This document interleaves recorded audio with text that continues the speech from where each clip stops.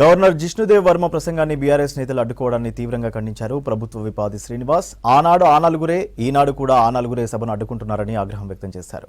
కాంగ్రెస్ సర్కార్ రైతులకు రుణమాఫీ అమలు చేయడం బీఆర్ఎస్ కు నచ్చడం లేదన్నారు. కేటీఆర్ రైతులపై ముసలి కన్నీరు కారుస్తున్నారన్నారు. లిక్కర్ క్వీన్ కవిత సభలో రన్నింగ్ కామెంట్లు చేయడం మానుకోవాలన్నారు.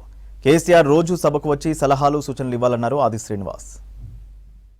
ప్రసంగాన్ని ప్రజలకు చేరనీయకుండా చూడాలని చెప్పని కుట్ర పన్నినటువంటి కల్వకుంట్ల ఫ్యామిలీ ఆడిందాట పాడింది పాటలాగా వారి కనుసైగలతోటి ఇష్టానురీతంగా వారు మాట్లాడిన మాటలు ఇంతకుముందే మా ఎమ్మెల్సీ చెప్పిన విధంగా ఓవైపు బండబూతులు కూడా ఈరోజు కూడా మాట్లాడే విధంగా వారు మాట్లాడినటువంటి తీరు చూస్తే తెలంగాణ సమాజం అసహించుకోవడం ఖాయమన్నమాట ఈ సందర్భంగా చెబుతూ ఈరోజు రైతుకు రుణమాఫీ చేసిన అన్నప్పుడు హర్షించవలసింది పోయి గత ప్రభుత్వంలో 10 సంవత్సరాల్లో మీరు చేయని పని 2014 నుంచి 18 వరకు ₹1,00,000 రుణమాఫీ అని పావలా ఇచ్చిన తీరు మీదైతే 2018లో అధికారానికి వచ్చినాక రైతు రుణమాఫీ అని కేవలం 11,000 కోట్లు విడుదల చేస్తే అందులో 8,000 కోట్లు వడ్డీకే పోయిన సందర్భంలో అసలు 4,000 కోట్లు ఇచ్చి రైతు వ్యతిరేకంగా ఉన్నటువంటి మీరు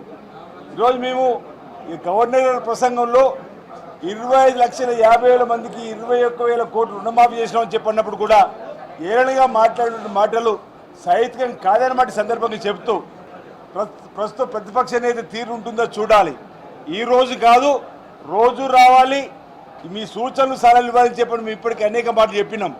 రేపటి నుండి కూడా ప్రతిపక్ష నేత వచ్చి సూచనలు సలహాలు ఇవ్వాల్సినటువంటి సందర్భాన్ని ఈ సందర్భం గుర్తు చేస్తూ ఈ రోజు వచ్చి కూర్చుపోవడం కాదు రోజు రావాలని చెప్పనే మాట. ఈరోజు రన్నింగ్ కామెంటరీ వాళ్ళు చేయడమే కాదు మాకు కూడా రన్నింగ్ కామెంటరీ చేయడం వచ్చు.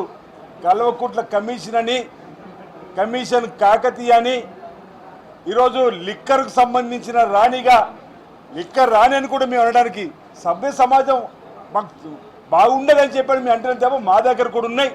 ఈరోజు ఈ ఎన్నికల్లో మీరు ఓటు అయిపోతే మీ ఆత్మహత్య చేసుకుంటామని చెప్పడమే కాదు మైనర్ పిల్లలతో మా నాన్న చనిపోతే మా నాన్నను మీరు గెలిపించకపోతే మా కుటుంబం యావత్ చనిపోతామని చెప్పని ఈరోజు మీరు మా మీద మాట్లాడు ఆనాడు ఆ నలుగురే ఆ 10 సంవత్సరాలు ఆనాడు ఆ నలుగురే ఆ ప్రభుత్వంలో ఇప్పుడు సభలో ఆ నలుగురే